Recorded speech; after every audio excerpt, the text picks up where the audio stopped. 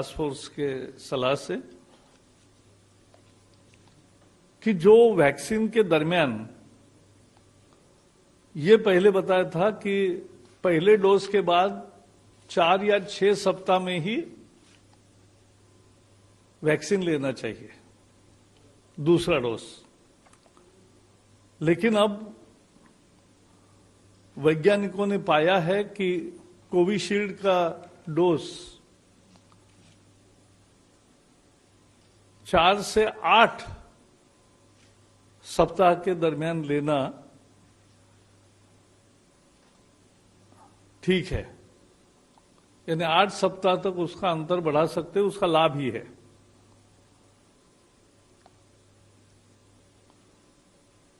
इसलिए हमारी सबको दरख्वास्त है कि जो भी 45 के ऊपर है, सब लोग अपना नाम रजिस्टर करें और अपॉइंटमेंट लेकर वो टीका लगाए, वैक्सीन करे।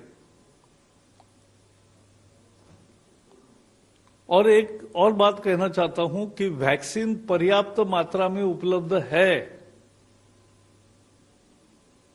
उसकी चिंता करने की जरूरत नहीं है। और भारत को अभिमान है कि भारत के दोनों vaccine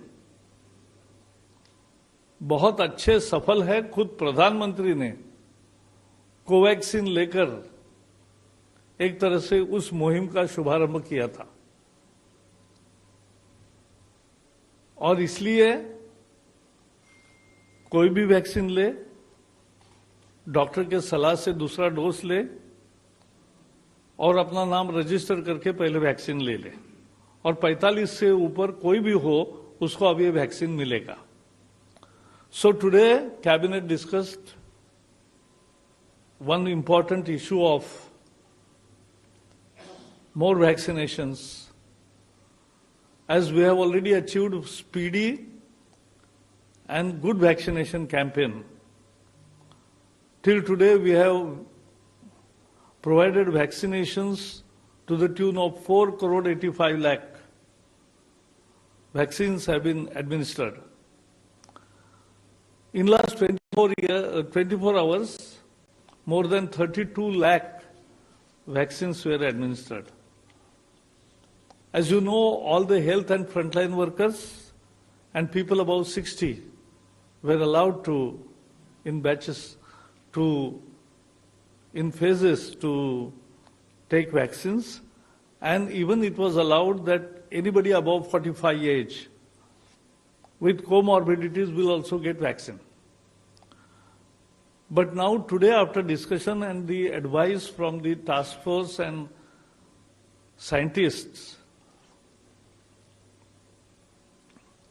this is decided that from 1st April, the vaccine will open for everybody above 45 years of age.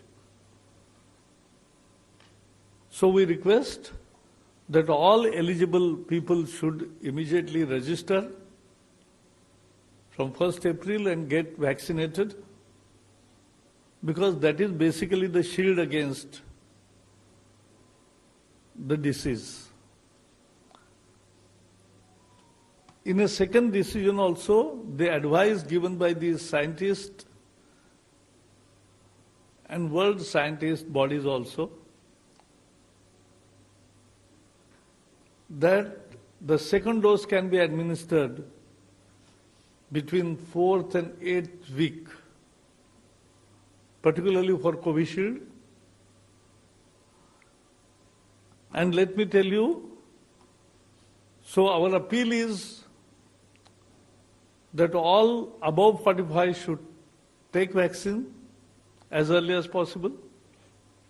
That will provide them the shield against the corona disease, and they should register for getting it vaccinated. And also let me clarify that vaccines are available in enough number. There is no scarcity, and supply chains and supply line is intact. And so all should and I am very sure कि इस निर्णय का सभी लोग स्वागत करेंगे और उत्साह से वैक्सीनेशन के लिए आगे आएंगे। मुझे इतना ही कहना है। नंबर 29। सर, मैं लक्ष्मण हूं, सीएनबीसी आवाज से। मेरा सवाल यह है कि कई जगह से ये मांग आ रही कि सरकार निजी कंपनियों को कोरोना वैक्सीन लगवाने की छूट दे दे, वो लोग अपने कर्मचारियों को मुफ्त में लगवाने के लिए तैयार हैं, और साथ ही साथ निजी हॉस्पिटल को भी छूट दे कि वो लोग लगाएं बगैर किसी पाबंदी के। क्या इस पर कोई विचार या चर्चा कैबिनेट की बैठक में हुआ? इसमें तो ऐसा हुआ है, अब 45 के ऊपर के सभी कर्मचारी हो, कोई भी नागरिक हो, वो वैक्सीन ले ही सकता है। और वैक्सीन में सरकार ने ही एक व्यवस्था की है कि जो सरकारी व्यवस्था में वैक्सीन लेगा उसे मुफ्त मिलती है, जो प्राइवेट में लेगा उसको 250 रुपए में एक डोज मिलता है। और कंपनियों ने, अनेक कंपनियों ने ये भी किया कि कर्मचारी वहां जाके अगर प्राइवेट में लेकर आते हैं तो उनको रिइंबर्स भी किया। तो आज निर्णय ये हुआ है, आपका सुझाव हमने सुना है। यस,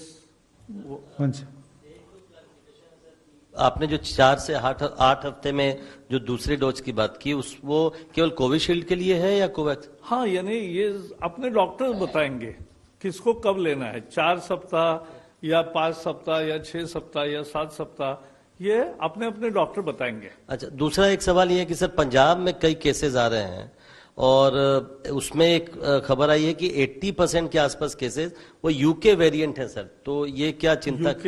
यूके वेरिएंट है, मतलब वहां का वो जो वायरस होता है। ऐसा है, ये वायरस, मैं तो कोई इस विषय का हेल्थ का एक्सपर्ट नहीं हूं, लेकिन मैं इतना जानता हूं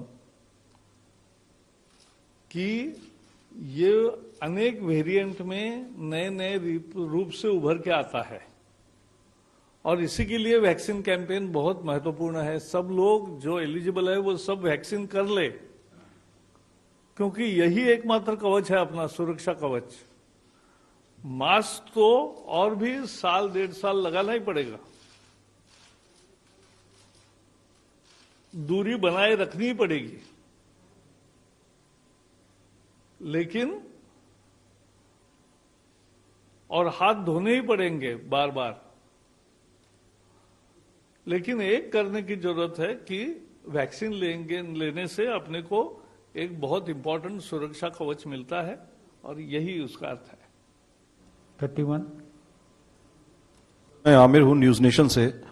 सर, कोरोना फिर से वापसी कर रहा है एक तरह से। आपने देखा महाराष्ट्र, पंजाब और तमाम जगह पे मामले बढ़ रहे हैं। पहला सवाल तो यही है कि वैक्सीन आपने कहा पर्याप्त मात्रा में है, क्या दूसरी और वैक्सीन्स को जगह मिलने वाली है भारत में? पहली चीज ये। और दूसरा ये कि सरकार आने वाले समय में क्या सख्ती करने वाली है, क्योंकि बाजार खुले हुए हैं, मार्केट पूरी खुली हुई है, वहां पे आप भीड़ देख रहे हैं, वहां पे लोग मास्क नहीं पहन रहे हैं, बिल्कुल भी डिस्टेंसिंग बिल्कुल नहीं है। तो आपको नहीं लगता कि आने वाले समय में कुछ ऐसे कदम उठाए जा सकते हैं सरकार की तरफ से, आपकी तरफ से? नहीं, मुझे ये नहीं लगता कि कंपल्सन होती है किसी चीज की। लोग स्वयं भाग ले रहे हैं। आपने देखा 4,85,00,000 से ज्यादा वैक्सीनेशन हो गए, so it's not a small number.